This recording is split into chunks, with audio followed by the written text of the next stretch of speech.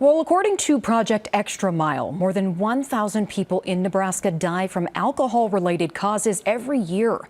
Today, Nebraska officers from more than a dozen agencies took part in a special training to help learn ways to handle problems surrounding drinking.